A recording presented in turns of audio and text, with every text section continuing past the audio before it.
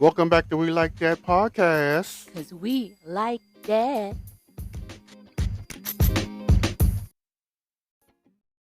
I'm Joe. And I'm Calvin. And welcome back. Wee-hoo! Pee-wee! Pee-wee. Yeah. What? Wee-hoo, Javon. Welcome back. Interesting. Skeet it bap it deep. How was your week? Same as every other week. It went, it came, it's gone. The end. It came, it's gone. All right. What did you think about? Oh, well, let's go ahead and get into that happened. I'm going to talk about it. That happened with you. So somebody was a bad boy in basketball and is now banned. That was a shout out to Beyonce for Country Week. What's that got to do with the basketball dude I'm talking to you about right now? Jonte Porter. What's that got to do with him? He gambled on his own games. He got banned for the rest of his life. The end. Was it on his own games? I thought it was on his team. So his teams or his performance individually? His teams and him. Oh, interesting.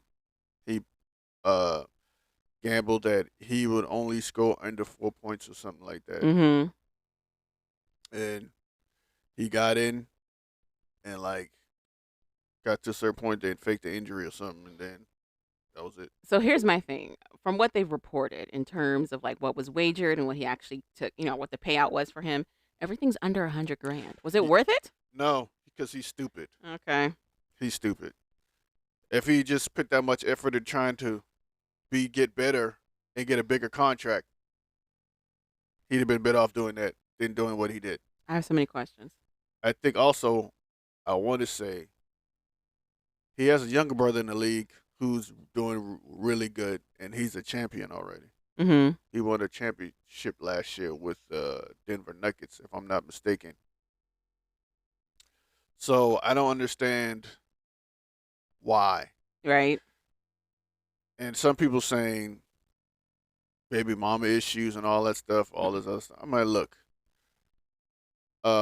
date within your means. If you can't afford IG models, don't date IG models. There's he plenty wasn't of regular looking females who look good that you can date. His payouts weren't enough to keep IG models. That's why I'm confused. And that's why I'm saying it was a dumb investment. Confused. But anyway, that happened. And I'm confused over whether or not he was playing at NBA level, or was he NBA G League, or was he both? Was he in the G League first NBA. and then he was in NBA? He's playing for the Toronto Raptors. Okay. Because there's also all this commentary about how some of these wagers, right? Yeah, happened when he was in the G League. So I'm like, did he come to the Raptors from the G League? Probably. Well, okay, so there's that. And then, per usual, because I'm enjoying them immensely, a new Soul Faces Media face-off. I'm trying to find the ones that I liked because I can't find them now. All right, so it's face-off 1987 versus 1989. And I'll go ahead and play it for y'all. 87 versus 89, part 2. Let's go.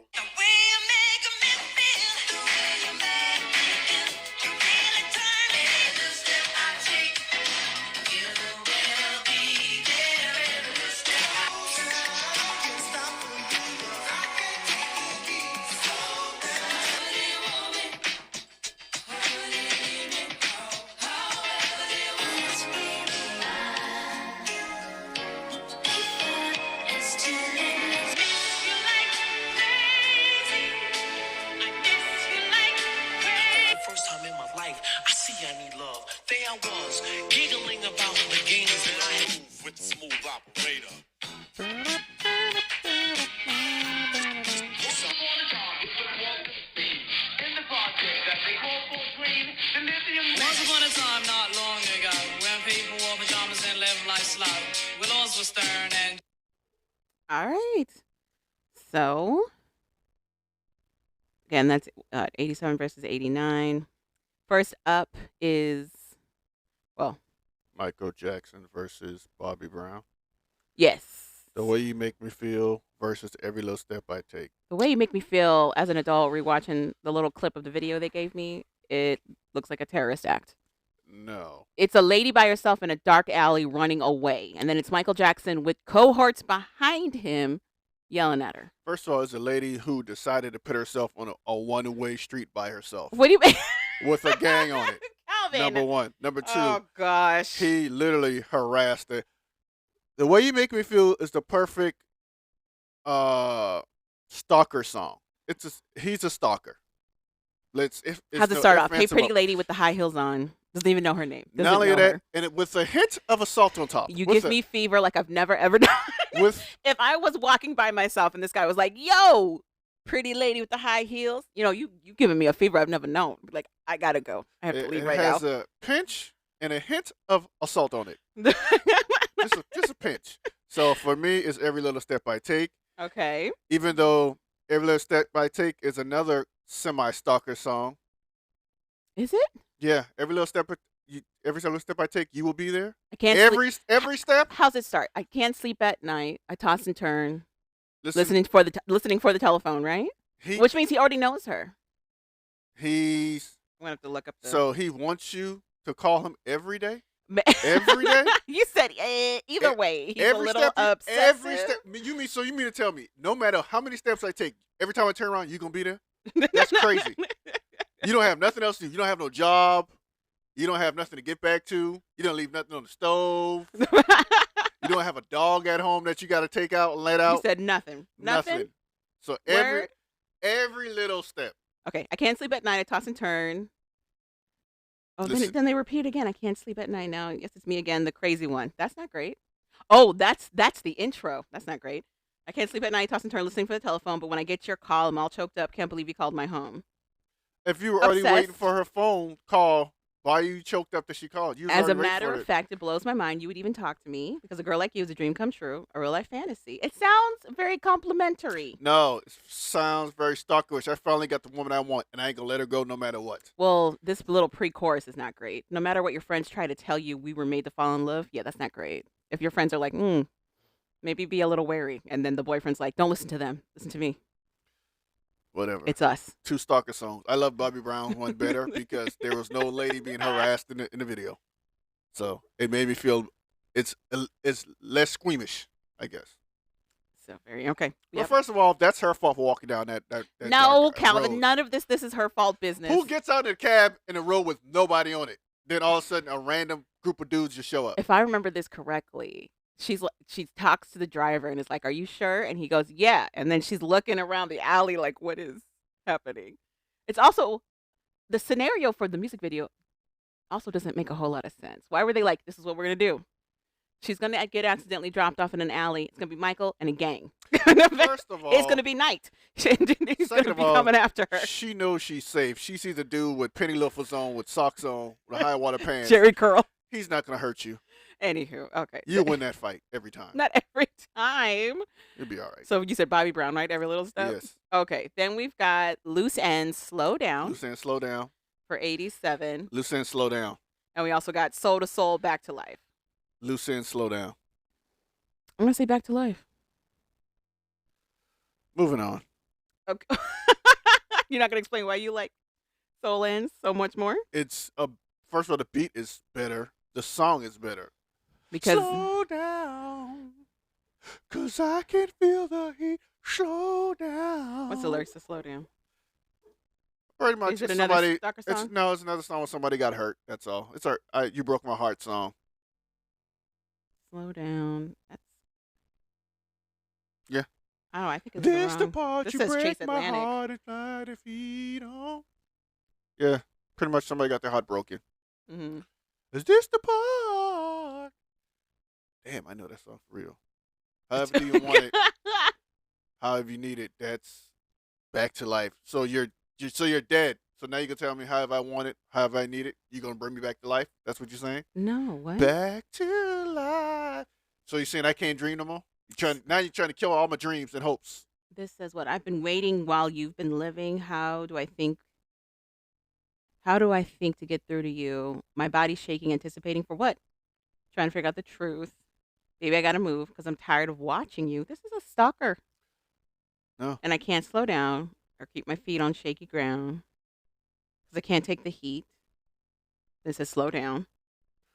Somebody's going through a heartbreak. That's what it is, Siobhan. Then It sounds The creepy. beginning of this does not sound like it's a heartbreak. It Sounds sounds like he's creepy. been watching somebody who is living their life them as they were per usual, and they're mad that they're not paying attention to them. Please stop That's what it reading sounds like. too much into the lyrics. That's what it sounds Just like. slow down, because you can't read the lyrics. Slow down. This is the part you take my heart to wipe your feet on. Exactly. Heartbreak. Nowhere in here has he been like, we've been together, and now Sounds like like nowhere in here. sound like a woman that's taking advantage of a good man and broke his heart. It Now sound- he's telling her to It slow sounds down. like a delusional person who felt they were in a relationship with somebody and they never were. That's Slow what it down. sounds like.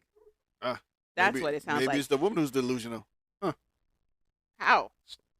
I also find it very interesting that in all these songs, the women are objects. Like they don't have their own personage at all. Because they're wandering down dark alleys and getting out of cabs in the wrong places, knowing it's not they shouldn't be there. Who's next? Well, back to life. It gave me a Bethel Music and Zachariah situation, which is not what I'm looking for. I don't know why that came up first. Anyway, back to life, back to reality. Show me how to decide what you want from me. I feel like this is a little more reasonable. No.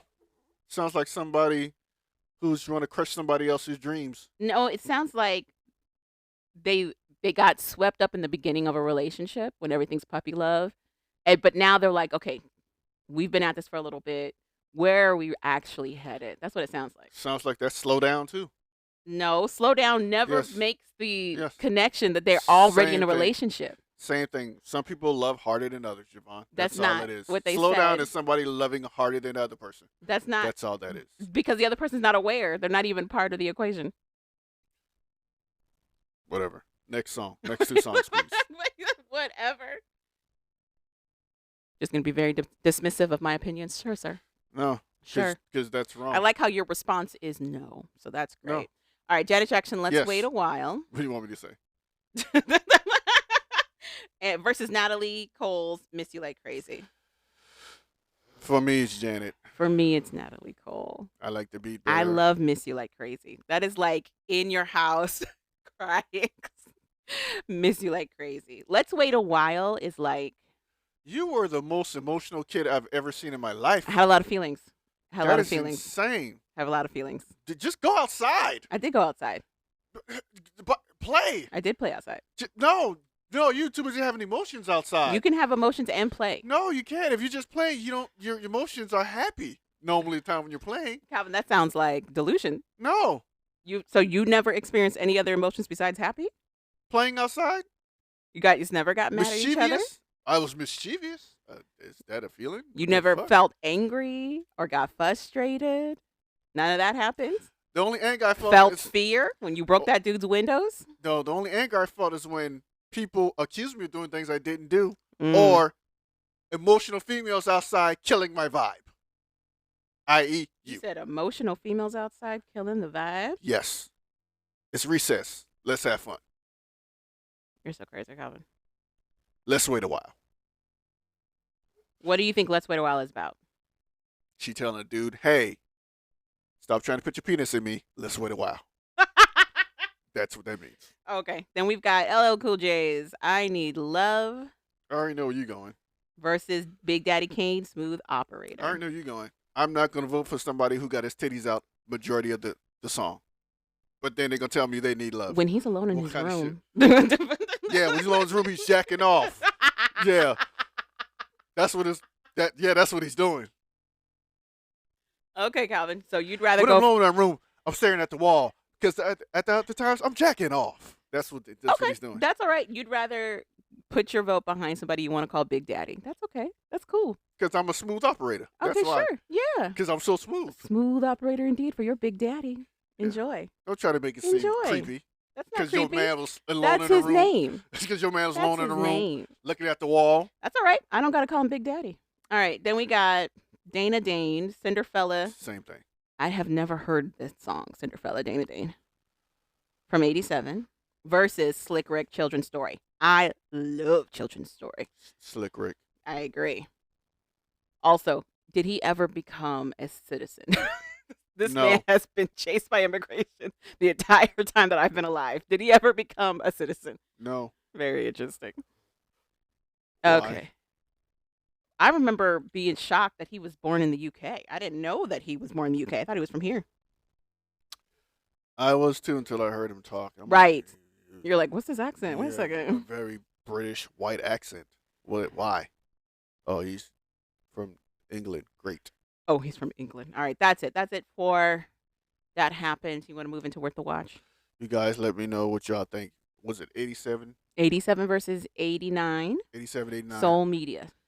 Which one y'all think is more? Soul Face Media. Soul Face Media? So Yeah. we're going to get into Worth the Watch. I guess that's Hoochie Daddies, right? No. What? Are you reading the note I sent you? Yeah. What's it say? Basketball, Nope. gambling. No. Let me scroll down. Worth the Watch is Ready to Love Season 9. Oh, yeah. Ready to Love. Gravy. Season 9. So this is a season that's already played out, but now all of the episodes are on HBO Max. It's going down in Fort Which Worth, is the Texas. only way I watch it. I don't have the cable subscription to watch it in live in real person, but it's the Fort Worth, Texas version. A couple of things that I enjoy when it comes to Ready to Love is that they look at an older demographic. Most of these reality shows that feature dating, they're looking for everybody in their early 20s, and this is people in their 30s to 40s. Still messy, still hysterical, all black couples. I'm not sure why nephew Tommy is the host, but he is. I also crack up when they try to Why shouldn't he be the host? they pin nephew Tommy as like the, I don't want to say the goal, but like the person who's To aspire to? yes, Why his shouldn't couple he be done the with his host? wife. Why shouldn't he be the host? Of all the things that you know nephew Tommy for, is Love Connections it? Doesn't matter. Yeah, All the things I know LeBron James for, but he's connected to Sprite. Doesn't matter. those things are not the same context. I love that you always make these comparisons that don't compare to each other whatsoever. To me, it does. That doesn't make sense. But the point is, yeah, it'd be like LeBron James being the host of a dating show. And you're like, But that's what they do. why? Okay, but LeBron James is a basketball legend. It's like It's nephew it's Tommy. like some dude. Like we watched the Blowing Glass show on Netflix. It's like the dude who hosts that. He has nothing to do with Blowing Glass, but he's the host. It just is what it is. They pick but somebody. they have other co-hosts with him. It's not him by himself. Nephew Tommy's by himself. What did Nephew Tommy do to you? I'm just saying, I was surprised that nephew Tommy was the host for the show by himself. B, he's acting as the host and the counselor to these people. He doesn't have like a psychology background whatsoever. It's just based off the fact that this man has been married for a while. That's 'Cause it. It's cheaper just for him to do everything. I guess. Anywho, but I do like the show because it is interesting to see the dynamics between these people and what they're looking for. Although I will say towards the later seasons of this series, they seem to all be looking for one thing in particular, and I can't help but wonder if it mirrors expectations in the dating world today. I don't care. My whole thing, I don't have a problem with Nephew Tommy. My problem is everybody on there saying that they're a perfect catch and they're ready and they're good. And I'm like, if you're a perfect catch, then why are you here? I don't have a problem with nephew Tommy. I'm just saying the precedent that's set and what he always says is that he's there to create the show for people to make meaningful connections, but it's not set up to make meaningful connections. That's not the premise of this show. Is any show scripted or written to do that? That's what I'm saying. That's what I'm saying. That's why I find it very interesting when he's like so gung ho that they need to take it seriously when it's not serious. Okay. Because if it was that serious, he wouldn't be the only host. Now it computes. I got you. Okay. I still my biggest issue is people saying how they're a great catch and they're perfect and that they have no problem meeting people. And then my thing is why you're here. Well, okay. So my part of that for me is what are the producers telling them to say? Because you get little snippets here and there when they're doing their interviews and their confessionals face to the camera, where you can hear the producer like staging the questions, like talk about this, expand a little bit more on that. So it makes me wonder if what we're presented with is really genuinely their answer, or is it their coached response? I think that happened because the one guy has stage fright. Oh, I okay. think But that's that one why standalone guy. happened. Yeah, I think that dude has stage fright. I think they tell everybody, tell me about yourself. Well, what about the girl then who left crying? Because they were trying to get her to expand more, and then she kind of burst into tears and had to leave. Oh, I didn't see that one. Okay. Well, one of the girls early on, they vote her as not ready to love or whatever. Okay. And she's talking about how like she feels like she's been doing the work. She's been doing the work to better herself, make sure she's good. She didn't understand why everybody felt that she wasn't ready. And Well, then you hear the producer go, "We'll expand on that a little bit more," but she's already in tears and she needs oh, us to step aside. okay. Is that the girl from the second mixer? Actually, she was in the. No, yeah, you're right. Yep, she was in the second mixer. Okay. Yes. That's when I took a break. Anywho, so we watched the first 5 episodes of the latest season, which is season 9, that's on HBO right now. There might be a new season that's running right now, but I'm gonna make a show called I hate love. here's my question. I hear from a lot of the ladies in the show because I've been watching a few of the seasons so far. They all talk about how they want this provider, this protector, a manly man, quote unquote. They want all of that. But then they also want this dude to be like emotionally cognizant. He also has to be able to speak their love language. Like there's a lot of things that conflict with the aesthetics that they at first said they wanted. So they want it to look a certain way, but they want it to be something different when it's just the two of them. And in my real life experience, those things don't compute. So Thank you. I Thank you. am confused. Tell me about your experience. Why those two things compute? Tell you 'Cause- about my experience. Yeah, because I know where this is going. I think this What? shots fired at me. No, Shots fired at me. actually, no. Because Go so Go ahead. Shots fired at me. here's what I will Great, say. great. A lot of these ladies say that they're attracted to like physically to like the guys that are real muscly. They're looking for guys that are real fit and defined in musculature. They're looking for dudes with full beards. They're like on this testosterone high. They want them to look like this really manly man person. However, that manly man person 9 times out of 10 comes with a manly man attitude, which they don't want. They don't want him to subject her to No. being the second person. That manly man or whatever they're talking about don't want them. Well, I mean, they say they want. It's almost like they want the stereotype of a husband, but they want the values of a modern man, and I don't know how that works. I don't know how that works because they're not only are they going off of like the physical that they're seeing, they're also going off of the quote unquote energy this guy brings. And if you want somebody who's First of all- emotionally mature, he's not going to bring that type of energy. First of all, this energy thing is stupid. I think it's just a way to say vibe or a way to say how I feel like around this person. It's a descriptor because it's not a tangible thing. Then say that how he makes me feel when I'm around him. No, that's how they're getting this whole energy thing. Say that. But I also feel like they also understand this is a competition. So you have people that are acting a little out of their own character, either to stay on the show or to make a name for themselves on the show, or to keep the drama lines moving. Any of those or all of the above. Like there's one dude in particular. At first, all the ladies were like, "He's exactly what I'm looking for. He's a provider. He's a manly man, masculine energy that I'm looking for." He had a full beard.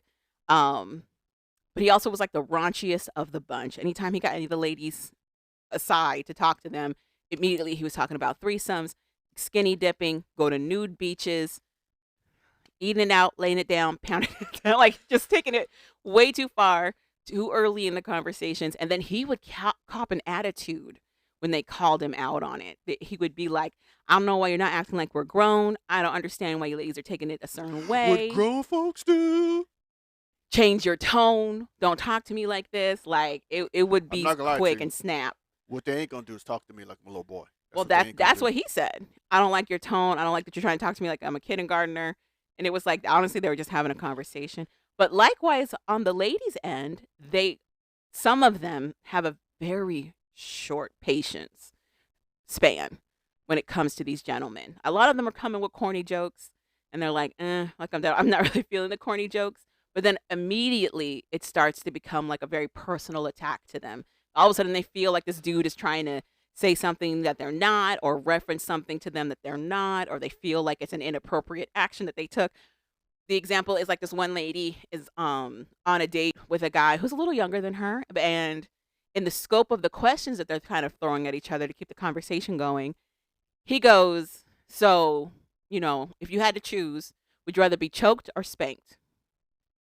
And she looks at him like, "I'm not going to give you an answer to either one. I don't think that's an appropriate question." And he's like, "It's just a question, we're just trying to feel each other out." And she gets she lectures him. She scolds him and is like, listen, this is not how you have a conversation with a lady, blah, blah, blah, blah, blah, blah, blah.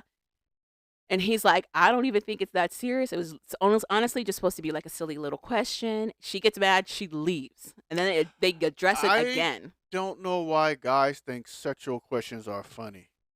Yeah, you do. You know why guys think sexual questions are funny. No, I don't. I don't. I've never led with a sexual question to females I just met. Well, technically, he hadn't just met her. They had their mixer, and this was their standalone date. So he'd known her for a little bit.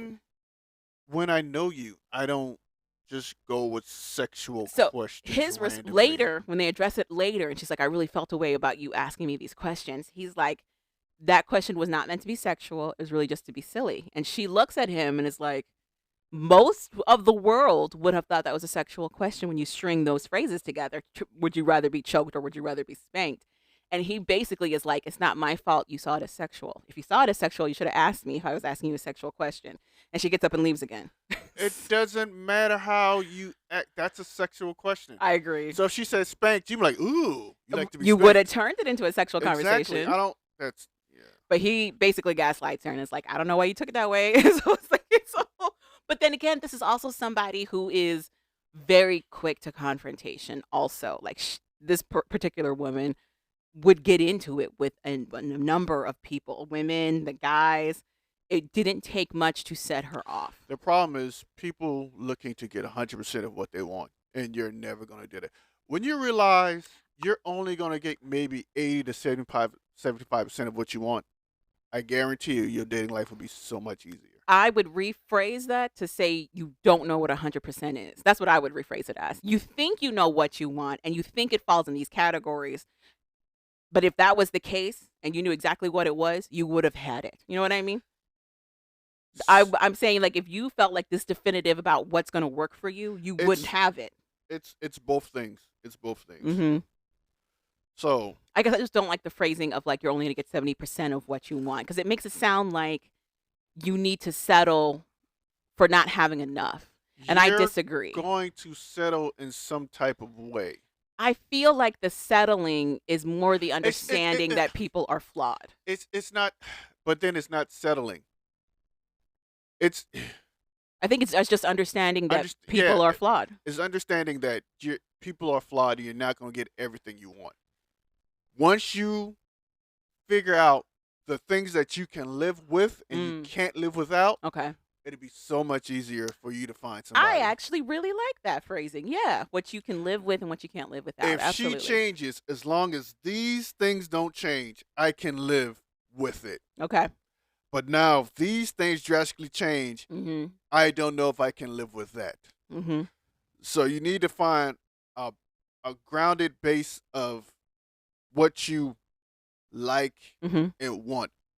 You need to focus more on personality. Okay. Character. Okay. Character. Mm-hmm. That's right, character. Mm-hmm. If you find the characters that you really want, mm-hmm. A person's character really don't change that much. Right. But other things change. The aesthetics will change, yes. The aesthetics the change. The physicality will change. The situations change. Yes. But someone's character, for the most part, that's pretty much who they are from the ground. Right. Up. Right. So if you look for a person more like that in those aspects, you end up probably in an amazing relationship. Most likely. Would you agree that focusing on somebody's character versus focusing on their physical comes with time? Like comes with experience? That comes to getting to know somebody. Okay. And it's time. Okay. But don't get me wrong, the physical thing is first. I think the physical thing is first for me. The physical thing was first when I was younger, because you're not looking for a long time. You're looking for a good time, basically. So the physical is something that's, you can quickly analyze and see if this is something you like and if they like you too and go from there. But making it a long-term relationship is when you have to look at character. And I will say that for me, I didn't have that understanding until much later, basically. So I could see how if your mindset is shots fired at me again? No, it's not. It's not shots fired at you. But I will say though, is that like as young as we were when we got together, I Wow. honestly, it's kind of a miracle that we are still together. Wow. You think you know somebody? Calvin, I'm just saying, all the people that Wow. got married around the same time we got married, we're like one of the few still standing. It's what us. It's us and Erica and Henry. Oh, wow. Just wow. Listen, the point is, I'm kind of in my feelings right now, so I'm gonna need you to talk. Calvin. Calvin. The point is, I don't think dating somebody for their character is their first thought. I don't think that's the first thought for a lot of people. Like you said, they're looking at physical chemistry and then they're looking about like how this person is established. Especially in this show. They're like we're already in our 30s and 40s. They're looking at credit scores and do you own a home? Are you renting? Do you have the kids? They're looking for all these other details of establishment and then they're looking at a person's character. And I feel like that order needs to be flipped. Also, don't pick on what you want. Pick on what you need. I would say don't pick on what's familiar. Pick on what you need. Pick on what you need. I agree. A But lot of time, I also feel like you need to have an understanding what you need, and I don't think that that's something that they know. a lot of time, people get everything they wanted, Yes, and then see something that they need. need, and then they'll leave for that need, Hmm. and that's the only thing that that person has. You left everything else that you had Yes, with the last partner just to yes. get the thing The that you one were little missing. need. And Yeah, now that one little thing, you realize that, well, it's not enough to sustain the relationship. Yeah, not only that, I left a lot yeah. to be with this small, The small need I thought I small had to need have. that Yeah, I thought I need to have. I agree. But I also feel like it's easy to say that because we're in a happy relationship. We're in a happy relationship. Obviously, you're semi happy. Calvin, You're what? You just said it. You were like, what? you just said you made a lot of choices that you shouldn't have had when you was younger. That's not what I said. That's not what I got out of the said. conversation. That's what I got out of it. That's all that matters. what I saw got out of it. Calvin. I said, I love you and I want you. We can do this the easy way or we can do the hard way. Choice is yours. Calvin said, I'm a little scared. I said, good. Good. I'm pretty sure if that was a Be scared. conversation, And then we got married. I'm pretty sure if that was a conversation, I'd have locked my doors. And this would have never happened. No, 'Cause but I've had somebody aggressive. you said that it was not for you. And that's when I was a kid. My first kiss was from an aggressive girl who just took it. What? I didn't ask for it. She just took it. You said, and it is, oh, She was like, give me a kiss. I'm like, no. that all. I am a boy. I have rights. You're so crazy. She's like, no, you don't. And she kissed me. I'm like, I guess I don't. That's when I'm like, huh, this is how it feels like to be objectified like a woman. I don't think I like it. And then I was a boyfriend. And then I was, That's literally how it happened. That's how I got my first girlfriend. I didn't like it. And then I was her boyfriend. That's how I got my first girlfriend. Wow. What a story. Matter of fact, What a romance. I'll introduce you to her. Would you agree that part of finding this type of love takes a leap of faith? Yes, Okay. everything takes a little bit of faith. Right. But I just think you have to realize, you just have to come to a conclusion. What do I really need? Okay. You get more needs in some of your wants. Mm-hmm. A lot of people try to go after all they wants and don't get enough of their needs. I agree. That's what I think. But I also don't think they know what their needs are, honestly. True. But I think at a certain age you should know. Well, that's Between kind of 30 where and 40, at some point the light bulb has to click. And that's you gotta kind of where a know. lot of them are at now. They're like somebody should know. But I think the reality is they don't. They don't really know. Because I think they didn't take the time to get to know themselves. Well, yeah, a lot of these people that we're seeing were in relationships early on in their late teens, early 20s, had children with these people that they move forward with, either in marriages or in just like steady monogamous relationships, and now they're back out in the dating scene and as two, older individuals. and two, I don't think we have the courage to ask somebody what do they think about us and be honest and be able to take constructive criticism. Well, because I think there's a fine line between constructive criticism and overly critical analysis. I think there's a fine line, and I can definitely sympathize with not wanting to ask your ex that. Like, that's not ready to hear all of that negativity. No, you gotta be careful Yeah. about that because you gotta also take into account how did you and your ex depart? Mm-hmm. How did it relationship end? Mm-hmm.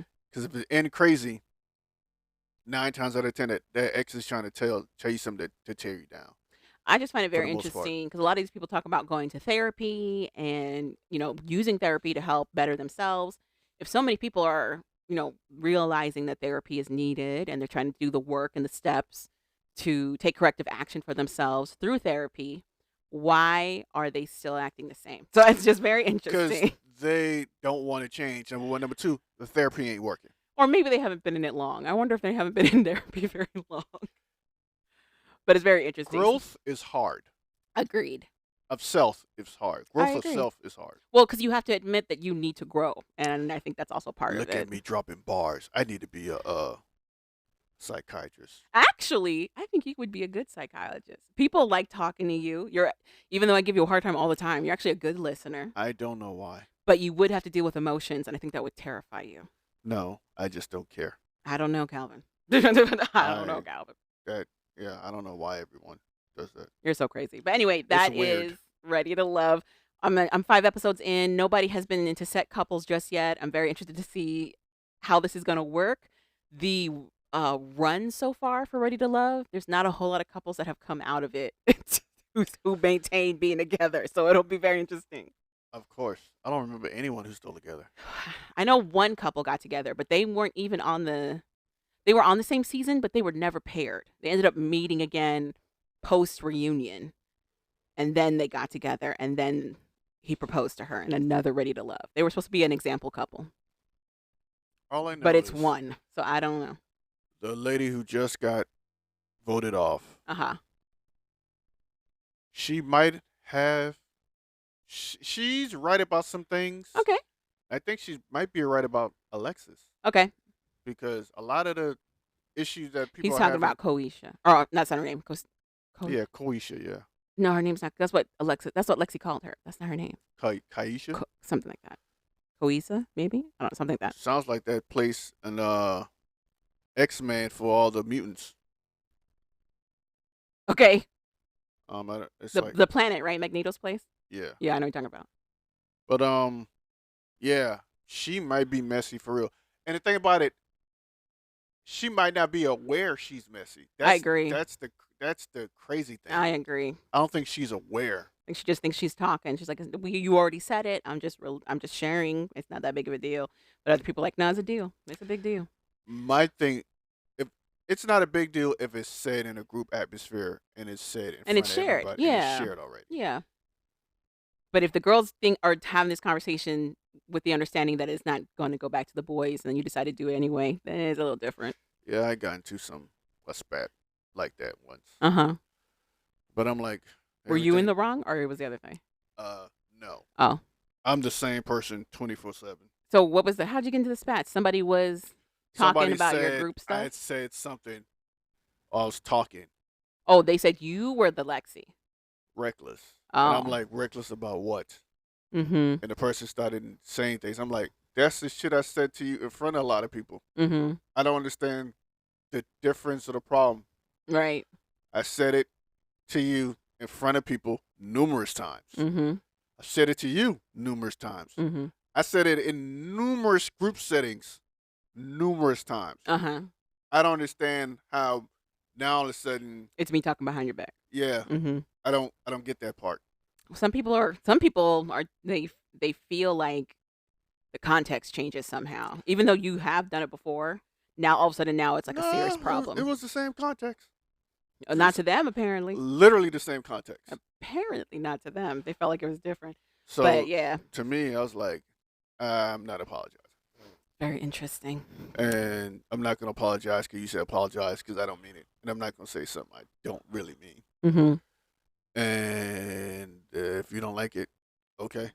That was the conversation? Pretty much. Interesting. And was the end of the relationship. Uh-huh. And I'm assuming they thought some type of way that I'd be like, nah, I've pretty much been a loner my whole life, kind of, sort of. So Mhm. I'll be all right. Mm-hmm. That's it. There you go. I mean, that happens like that too sometimes. But I'm gonna finish out the rest of this season for Ready to Love and see what happens next in this crazy behind show. Okay. And now we can talk about Hoochie Daddies. Oh, Hoochie Hoochie Daddies. Daddies, please don't come outside. Hoochie Daddies, please stay inside. Hoochie Daddies, don't get in this ride. Hoochie Daddies, Okay, whatever. that's kind of clear. Okay. Oh, God. So we're in episode 4 of Hoochie Daddies, Can- and we're finally doing something Hoochie Daddy-ish. Can I- So there's that. Can I say something? Sure. I'm not going to lie to you. Once you start watching after a certain amount of time, you kind of get drawn in. You kind of do. But it goes through stages. You're like, this is ridiculous. And then you're like, but what happens next? But I'll wait to get to the part that drew me in Okay. when we get there. The episode kicks off with a challenge.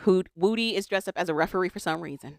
And it's her and Sheena, and they're going to do something they call dodge hose. It's basically dodgeball, but it is the most whack-ass dodgeball competition clearly made up on the spot. Like, the framework don't make no sense.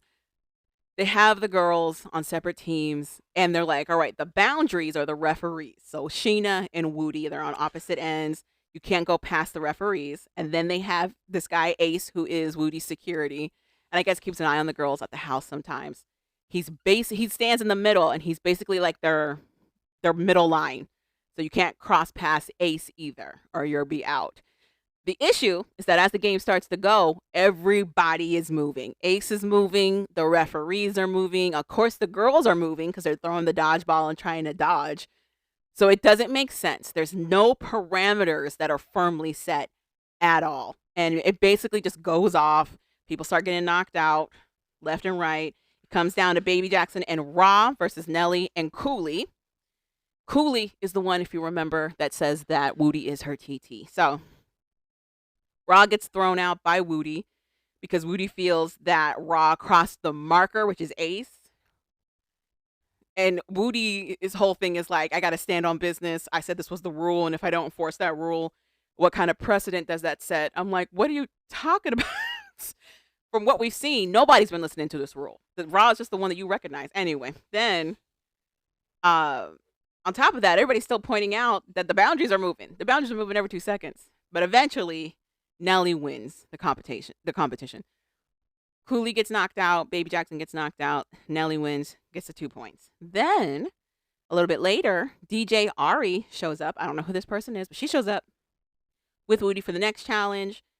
The day of, Woody has decided that they're going to do an off the muscle challenge, which is just arm wrestling. Off the muscle, you feel me? She's like, based on the truth or dare that we had the previous night, so in the last episode, there was a truth or dare where Baby Jackson and Nelly got dared to arm wrestle. Woody was like, I'm just going to make that a new competition, which makes me further realize nothing is set in this show. They are making it up as they go. So she can't take that, but that's how all the Hoochie Daddies have been so far. I'm just So I just assume it's part of the show. I don't question it. I just roll with it. For some reason, she's just now getting used to it. Was Woody that literally saying, based off of the arm wrestling from the previous night, now we doing this as a competition. I'm like, what the heck? So they do this. Makes sense to me. First, we have Ra versus Ty Jack. They're both very slim, smaller people. Ty Jack loses immediately. Ra wins. The problem with this whole arm wrestling thing, the table is unstable. They're on a coffee table, first of all. Woody then says they have to be on one knee, and they have to put their elbows where the tape is. But the tape is not center of the table. It's at the edge of a circular table, which is a coffee table, which is on the floor. And I don't think the coffee table is a perfect circle, neither. Just going to put that out there. Even if it was a perfect circle, it's too low to do what they're doing. Anyway. So, Ra wins. Ty Jack gets knocked out. Then it's Moni Montana versus 24K. 24K is like, I'm not finna win this. Have you seen Moni Montana's arms? Moni Montana's one of the bigger girls. Moni wins immediately. 24K is like, I'm not even going to try. So it's like, okay. Nah, 24K didn't want to get her arm snapped. Cooley versus Mino. They are about the same size. And they actually take a minute to figure out who's going to be the winner. Like, it barely moves for a long time. They're both giving it their all, trying to get the other one to get their arm and wrist down on the table. But eventually, Cooley wins. Nelly versus Baby Jackson, which was the pair up for the Truth or Dare the night before. Jackson wins again with those two. Moving to the second round, it's Moni Montana versus Raw. Moni Montana is so much bigger than Raw. So they go to do arm wrestling. And Moni Montana smoothly puts that girl's arm down to the table immediately. And Raw just goes, damn. Like, she basically is watching herself lose. Like, damn. Literally, that's all you heard was, damn. She just basically watched herself lose. She was like, I didn't even, and in her aside, her little confessional, she was like, I didn't get a chance to wake my muscle up. Nothing. It was just over immediately. Then Moni Montana looks like 8-Ball from MJG. So then the group 8-Ball and MJG. So then it's Cooley versus Baby Jackson, and Baby Jackson wins that round. We get to our final round, which is Moni versus Baby Jackson, and Moni smooth, clean wins that as well. Again, it's just Moni Jackson watching her arm go down on the table, and people are just like, dang, she's strong as hell. This is crazy. Woody doesn't believe this, so Woody goes up against Montana and also loses. It's a smooth transition to that table. Winner, Moni Montana, gets an extra 2 points. These points mean nothing. I also want to point that out. They change all the time.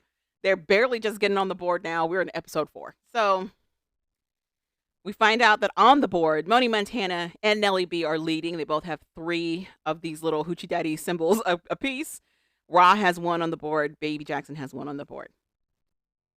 So then we get into the drama. And this is when Calvin finally paid attention to what was happening in the show. Yes. Raw asks Woody if she could talk to her separately. Woody's about to leave after the arm wrestling bid. She's like, all right, yeah. So she kicks the rest of the girls out the house to be in the backyard so she can talk to Raw, find out what's going on. Raw basically tells Woody she can't handle Nelly for too much longer. Apparently, Nelly's been around the house acting like she top dog, acting like she better than the rest of them. She only got so much more time doing that, Raw figures, before Raw starts knucking and bucking. Woody's like, all right, I'm going to try to address this. She's trying to get more details, like how long has it been going on? Is it specific to you? Is it happening to the group? Yada, yada, yada.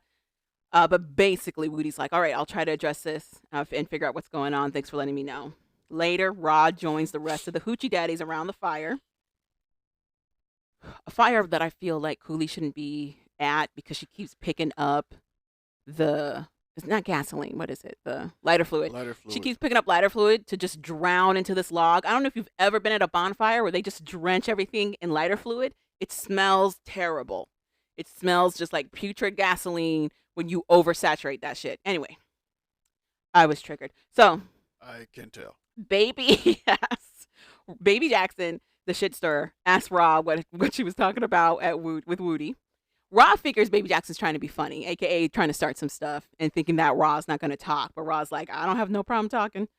If I can tell Woody, I can tell y'all. It's not a deal. So she tells him, I basically told Woody that, like, me and Nelly right now, we're not vibing.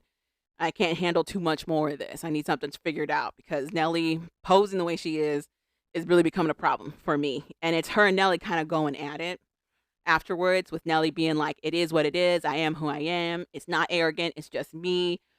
And slowly but surely, the other girls start agreeing with Raw that Nelly acts a certain way, especially after a few drinks of that liquor, where she kind of comes across as very arrogant and very much, I'm above all of y'all. I'm the best, blah, blah, blah, blah, blah. And it doesn't really sit well with them. They don't have this conversation calmly. They're all talking over each other. They're all just yelling at each other. Basically, Nelly tries to explain that it's not that she doesn't care about the group, it's that she doesn't know how to be in a group dynamic. She talks about how she's mostly a loner. She didn't come from a positive family situation, so she's used to moving by herself. She also doesn't really apologize for people getting the wrong impression of her either. She says she makes it cool with the other people that she's had conflict with, like 24K and her kind of got into it after slap boxing. So where she tries to be like, it's no beef whatsoever, but she never formally apologizes to the group. But they all decide to, like, let it settle. They're like, it'll be where it's at. You're aware now. We understand where you're coming from. We're all just trying to make the best of our situation. As they continue to talk, there's a point at some point where Nelly brings back up that she the best of them. And they're like, I thought we just settled this. And then it's them talking again over each other about why she keeps defaulting to saying that she the best of the best when she really is just another one of them. What did you think of the conversation, Calvin? I thought it was just in circles It to kind of me. was. It really They was. just went in circles. My whole thing was, which I've learned and I've grown as a person. Oh, I got I was confused about what they were trying to be or are. I don't. That sounds. this sounds dangerous. Yeah. So I thought they wanted to be men, Okay. but apparently they don't want to be men. They just want the men aesthetics, Masculine aesthetic. the masculine aesthetics, Uh-huh. without the actual. Man part. I know they didn't want the man part.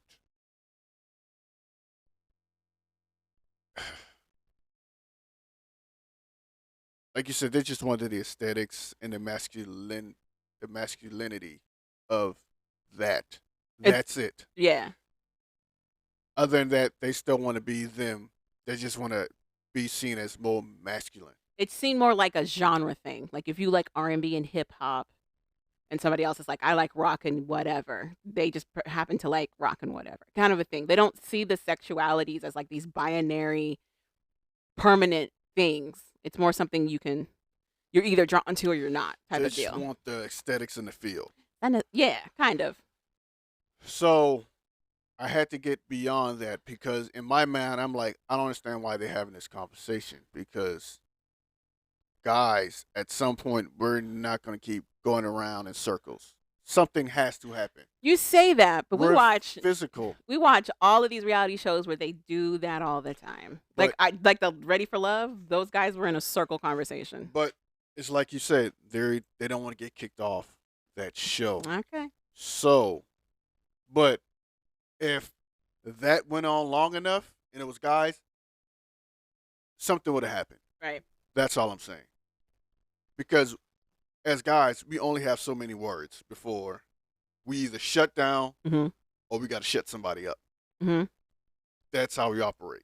Okay. Whereas they were trying to get in touch with their feelings and trying to let you know how they feel. Mhm. So, even though they betray this masculine identity, at the end of the day, they still who they are. So, once I got through that, the whole argument made sense to me. Okay. Because at first I'm like, I don't understand why these dudes are having this conversation. At this point, they just need to fight. Okay. But it was them still like, hey, talking things out. Well, they're also I on a guess. reality show, so And they also on the show too. So at some point, They got to take it. They're gonna try at least Try- attempt yeah. to try to talk it out So- before something else happens and they get kicked off. But to me, it was too much talking over each other. No one was really listening because Nelly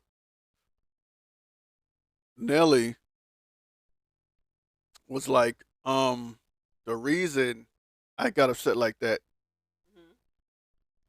was because my grandma earrings got broke. Well, no, she's talking about one instance that yeah, she got upset. when they got in the slap, because after the slap box thing, Uh-huh. I guess she started going at people But- and everybody. The whole conversation was about her acting better than everybody. Yeah, and I think that happened because everybody trying to get what she. I guess at that time she did it too. Then there was the time when I guess when she first came in the house or during the intimate or whatever, they had the same thing, Mhm. same issue. And she was trying to explain to him at that time I didn't want to hear nobody because I just lost my grandma, married me, and my grandma raised me and all this stuff. And then they started talking about, but when you get drunk, this is how you are. But it started with "This is how you are," Yeah, and then somebody pointed out the slapbox situation, how she didn't want to talk to nobody.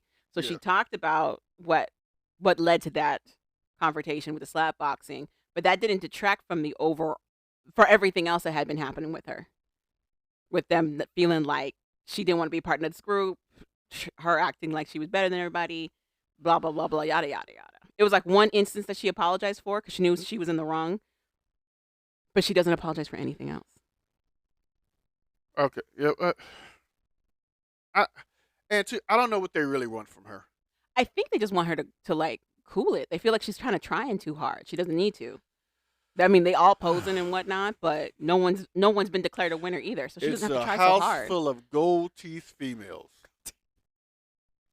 Not trying to gold say teeth. they more hoochie daddy or more daddy than any other hoochie in there that's a daddy. Here's the other thing, though. We If that still makes aren't any really sense. doing Hoochie Daddy stuff. So I'm still confused about this season of Hoochie Daddies. It's very confusing. And also, I think the drinking is and the smoking in this house is on another level. Yeah. So it's only a matter of time. But other than that, I just thought the argument was them just like at the end of the day talking over each other, talking in circles. Mm-hmm. And everybody, like you said, getting confidence after Raw brought it up. Yeah. To say something about it. Yeah. So now everybody got the Kool-Aid, they got the blood in their chest now. So now everybody's speaking up. I just find it funny because when it started, Raw, or Baby Jackson was saying her and Raw probably would get into it. They were the spiciest of the bunch. They didn't hold back their words. So I find it interesting that instead it's Nelly and Raw that are kind of like, this is not cool. I find it crazy that Baby Jackson was the one pumping Kool-Aid until Raw started speaking up. Then all of a sudden she got blood pumping in her chest. And then she just took it over. Yeah. Because at some point Raw stopped and she was the one that just kept the conversation moving. Yeah. Yeah. True. But that was Hoochie Daddies episode 4.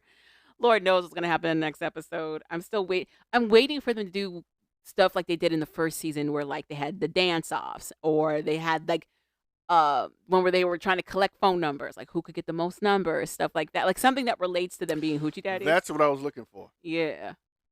But it hasn't happened yet. So I don't even think that was scripted. I think they just made that up on the fly too. I agree. So that's why I'm not shocked when they just come up with games. It's just so random. We gonna put the game we playing today is bitches in the trash can. You know bitches in the can. It reminds me of the Dave Chappelle skit where he's supposed to be Diddy and he's like, I need you to get goat milk from the hill of blah blah blah. No, they were like, I need you to go and get a vanilla cookie. No, I need you to go get breast milk from Cambodia. Yes.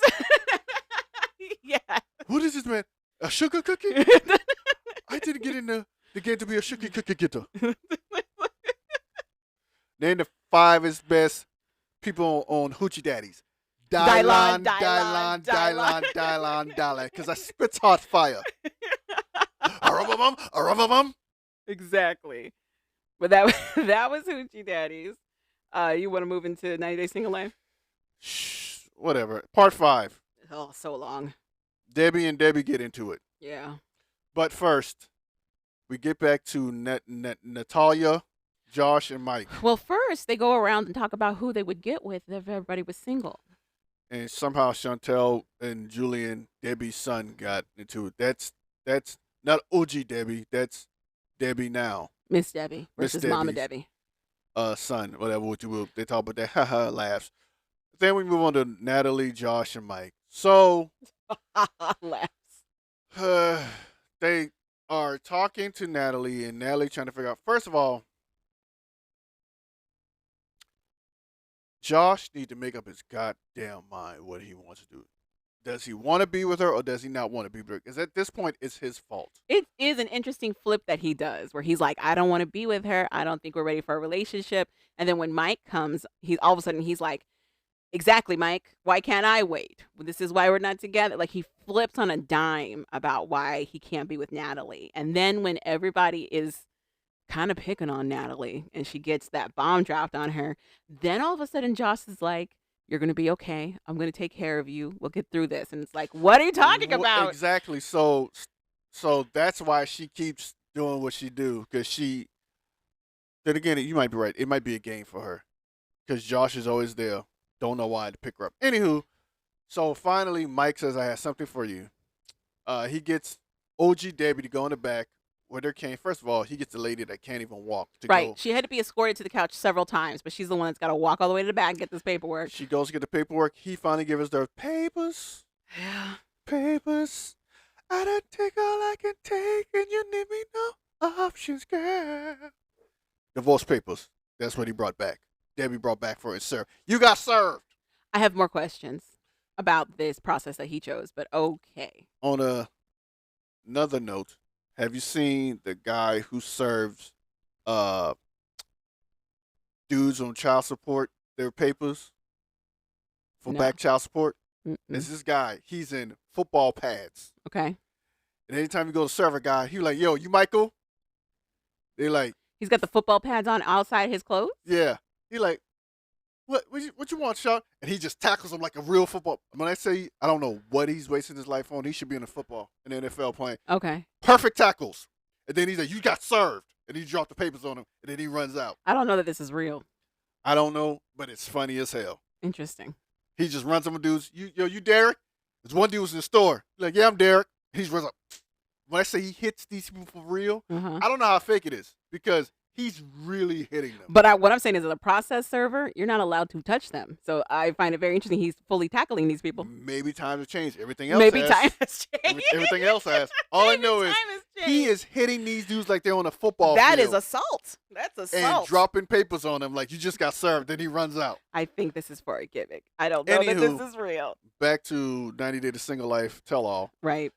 Mike drops Debbie- papers. Mike drops papers off on Natalie. Now Natalie is, I don't know what you do. Is my mom's going to be all right? I just want to know if my mom's I going to be all right. can't blame her for asking that question. I can't blame her for asking that question. And he's Because the like- last time Mike was on that show, he threatened to have Natalie deported. And he's like, your mom's going to be fine. This is just for you. Apparently, he's dating some chick from the Brett Michaels love. What? So remember Brett Michaels from, was it Guns N' Roses? Yeah. Yeah, he had a show he like had a reality show like with Flavor like Flavor Flav. Flav. Yeah. Like Flavor Flav. So apparently he's dating one of the girls from that. Well, apparently that's a former girl. So that's the picture I sent you. He dated her first. They broke up. Now he's dating somebody else who's much younger. A much younger lady. so Also a brunette. So I'm behind. But here's what I'm confused with. Michael tells Natalie that he couldn't have been the one to drop the papers. It had to be somebody else. So he asked OG Debbie to do it. And OG Debbie was like, I did it because I felt like getting that news would be better coming from a person you know versus, a stranger. Veronica agrees with her and it's like, oh, it's better than the sheriff coming to your door. I disagree with all of this because there's a process server. So you don't have to have a sheriff come to your door. You can also mail that shit. You don't have to. You don't have to do it the way that he did it, the way he chose to do it. And for me, watching the other 90 Day spinoffs that include Mike, he's a very petty person. And he's constantly established that he hits a level where he just stops caring about what his actions, the toll his actions will take on Natalie. It happened a lot when they were together, when his mom got involved, when he got done with her. He just closes up and is this very petty person. And I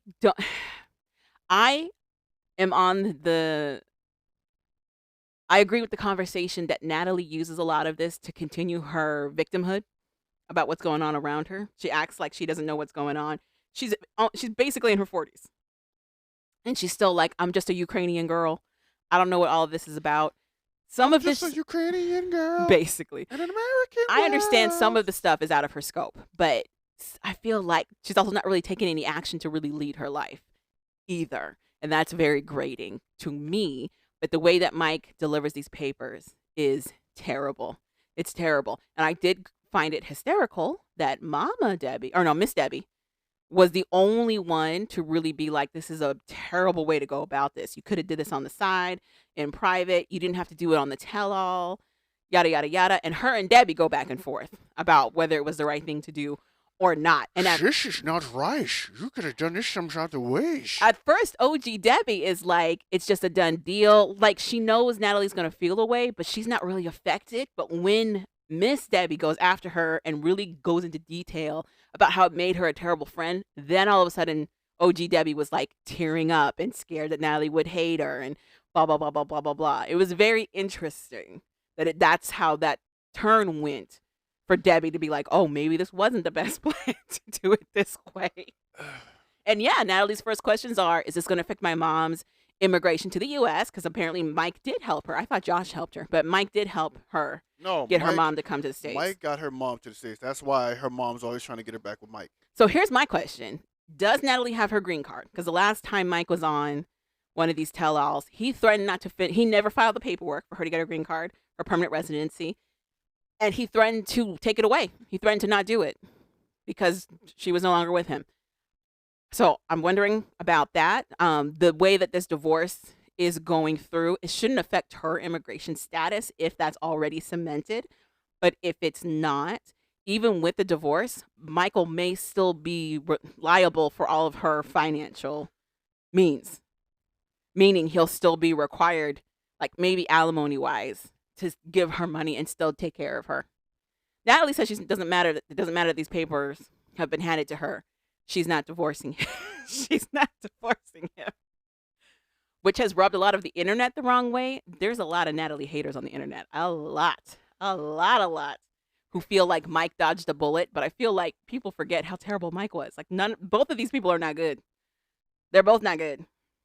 That's crazy. But And so finally we end the 5-part tell-all. It's over. no, the Debbies go at it. Then it's The over. Debbies go at it, and then it's over. Miss Debbie's like, keep my name out your mouth, Debbie. And I'm like, but her name's Debbie. That's impossible. You should know that. Her name's Debbie, too. And then we get everybody leaving. We also find out, I guess later, that I guess Louisa and Jamal didn't have sex. What did they say they did? Hmm? What did they say they did? I think it was just like I said. She got really drunk, and he just put her to bed. But then why did he say we did it twice? He put her to bed twice? Sounds like, they probably hung out twice. I and- blame the show. and put her and she got belligerently drunk twice. I don't know. I blame the show. The way they edited it didn't make sense. The fact that we couldn't see them on screen, they chose to just do the voiceovers and not show them when they absolutely could show them, was clearly purposeful. And then Jamal and Louisa had a live where they further stipulated that they did not sleep together. Because the way that it was painted made it look like Jamal took advantage of an incoherent Louisa twice. Because it sounds like to me, I don't care how drunk you are as a female. Oh, If you Lord. had- Here we go. If you had at least, Here we go. if it was at least decent, you would remember. But then again, Oh, God. That's a terrible take. but then again, how drunk was she? Any type of drunk is a no. I hope that's a lesson that gets taken away with this. Oh no! If somebody's I'm been not, drinking and I'm then they're not- like, let's have sex, don't do it. I'm not. Don't do it. I'm not. First of all, Let's all be safe and sober when we make the decision. Let's do that. First of all, Don't take Calvin's advice of like, well, she should know if it's good. Don't take that listen advice. to me. If that's what she decided to do when she was drunk, that's what she decided to do when she was drunk. The point is you can't really consent when you're drunk. That's the point. Whatever. Oh, Lord. My whole thing is, how drunk did she get? I guarantee it was all tequila. I guarantee. My point is, I don't think any of this happened. That's my point. I think this was all made up for the show. Okay, so you don't think And it spiraled and ran away. That's what I So think. you don't think they went out drinking? I think maybe they went out drinking after they filmed their bit. I don't think they went out drinking the night before. I don't think so. Everybody literally arrived the night before to start filming that next day. If you could, in theory, land in New York, get to your hotel, talk to everybody, maybe meet up somewhere. You could, in theory. I don't think that was enough time, honestly. I don't see 90 Day Fiancé letting them stay in New York for like a week. I don't see that. I think they're flying you in maybe the night before, maybe the morning of to do this show, tape your part, and get you out. That's what I think. I don't think they had enough time. I think it was a juicier story to say, ooh. Because Chantel's the one who sets it up, and it's like, I saw them eating or drinking somewhere. Like, that's really random and weird. And how come they have video footage of Chantel doing that in the break room, but they don't got video footage of them talking? That makes no sense. We also saw them talking in, like, the little behind-the-scenes area already. So how come we couldn't get video of them talking again? It didn't make sense. Yeah. And then we get a kind of thing between Jamal and what's her name? Veronica? Veronica. That was the episode before. That wasn't this one. Them possibly meeting up, and then everybody starts to leave. You get Veronica and Tim dressing alike leaving, Hilarious. which, oh my God, Tim's, whatever. And then you get everybody pretty much leaving one by one. Tyree had on some Puma pants that I have that I'm never going to wear again. That's a lie. And that's pretty much how it ends. Everybody leaves. And that was 90 Day The Single Life Tell All. I'm gonna stop watching these Single Lives. That's a lie. I'm probably gonna watch the next one. But Of course you are. This season of Single Life was terrible. It was not good, which is why I think the tell all was so long. They were dragging this stuff out. Have you heard of all the stuff that's happening with Miss Debbie and Ruben? No, what's wrong with Ruben? I almost said it. Ruben put out a GoFundMe supposedly for his friend to help pay for medical bills, and he wanted $500,000 from his AKA fans. Apparently, I don't know what fans he would have, but people were like, scam artist. He's just trying to get money. And Miss Debbie co-signed with him and was like, yeah, but then she changed her mind and was like, no, he's a scammer. Then Miss Debbie put out a GoFundMe for $500,000 to go towards, I don't know if you remember, but she's trying to create an animal sanctuary / artist space. Sure. She was trying to do that again. So she put out a GoFundMe for $500,000 to help her buy this land for a sanctuary / artist space. And people are like, scammer. It's hilarious. It's hysterical. Oh, and do you remember, I don't know if you remember, it's one of the before the 90 Days couples. Do you remember the young couple? It was a white guy and his Filipino girl, and she would make him FaceTime her all day. Yes. They're never coming back, allegedly, because as soon as their segment ran, one, they leaked that they got married before the show was done, which is against an NDA, allegedly. Two, they were running lives and GoFundMes nonstop to earn money, using the show as leverage, to the point where the show was like, you have to stop mentioning us in these, and people were feeling scammed.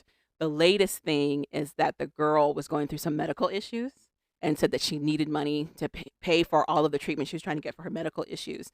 And people were like, is this real or not? And for the most part, the consensus is that it wasn't real. She just wanted the money. But either way, they're never coming back. So that couple's never, is never coming back. Is he still in the Philippines? Yes. Well, he's stuck. I hope this is all exaggeration and not true. I hope. Fingers crossed.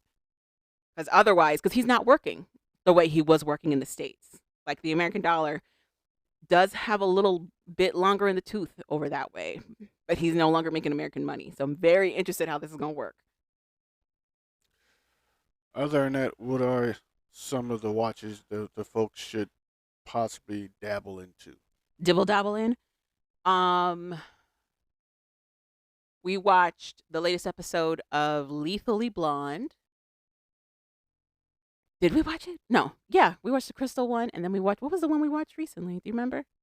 No. Calvin. It wasn't Oh, no, it was the one with the girl who was from like an area in Alabama that's like basically Florida. Dothan, Alabama? Yeah. Yes. And the way it was set up, her sister was like, we had it golden here. And she left because she wanted something more. She goes to LA. She becomes a porn actress. She kind of gets used up in the system. Has to buy her freedom out of that. Comes back home. Links up with a very dangerous guy who ends up murdering somebody that they were allegedly friends with. And she gets caught up in all of that. So we watched that one. Calvin had no sympathy for this girl. Nope. Not at all. He was trying to tell me not everybody in this type of situation has like a bad background, but she did. So there was that. No, we don't know if she had a bad background Yes, or we not. do. What was the bad background?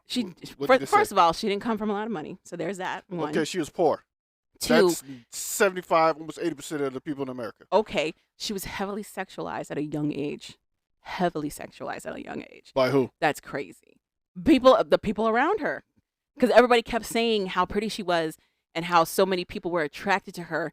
The girl was barely 13 when they start having these conversations. How a lot of females,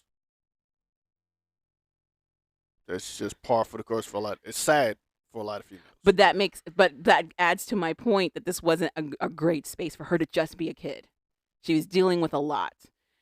She decides if I'm gonna, I'm gonna have to do for myself. So she tries to do for herself. It does not go well, and then she comes back home, and it just goes even darker for her. It's sad. It is a sad. It's a sad story. But watch that.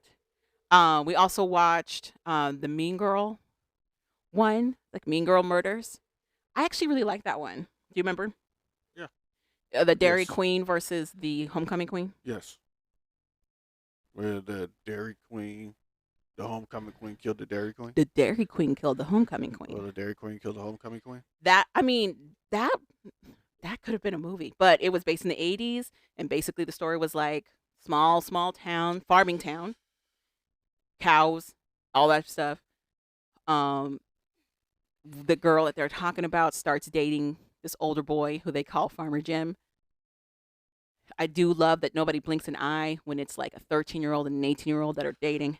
That is actually his name is Farmer Jim. His name is Jim. He just happens to be a farmer. But she starts dating him like when she's 15, 16. And at first, the way it's set up, it sounds like they just got together and it was magic. And he had an ex. He had an ex-girlfriend who happened to be a Dairy Queen. She's a former Dairy Queen, who ends up coming back to town. And they kind of get into a tiff because she didn't know that Farmer Jim had moved on. But they hug it out and everything's okay. Then, unfortunately, our homecoming queen gets found in her car, passed away.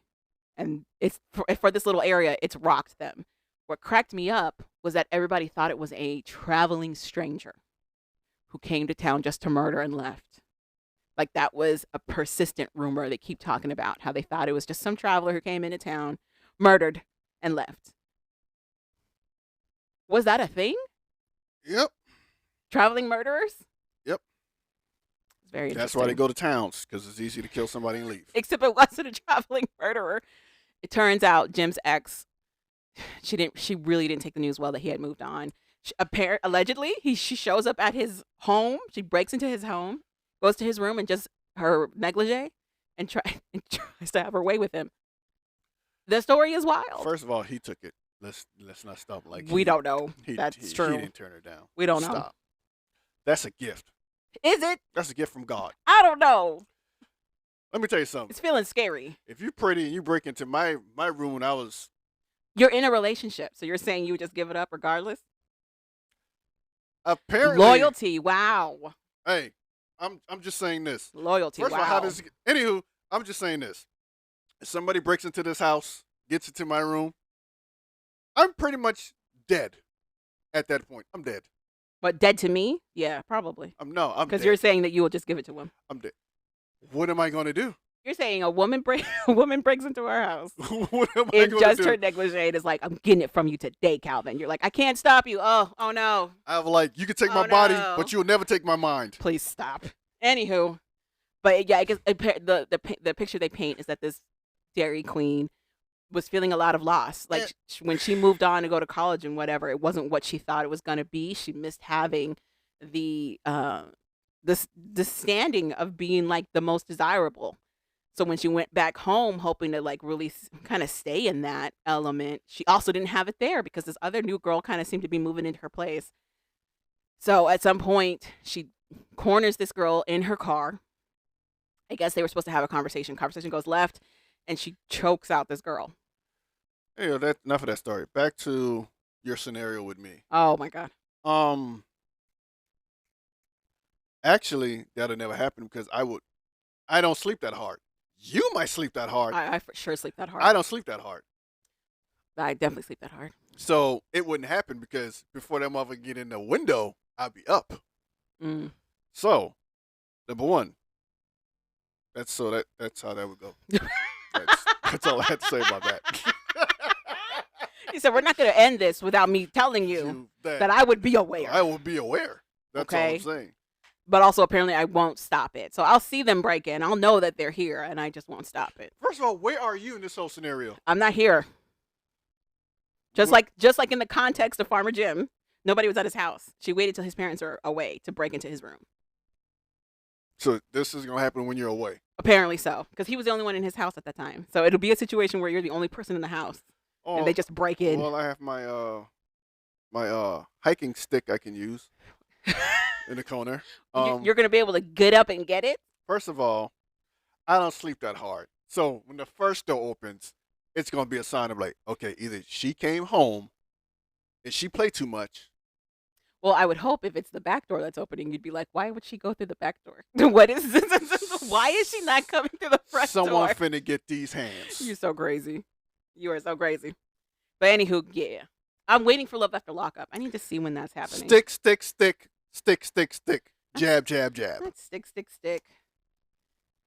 But that's it. That's all I got. You got anything else you want to add? Not really. No. All right.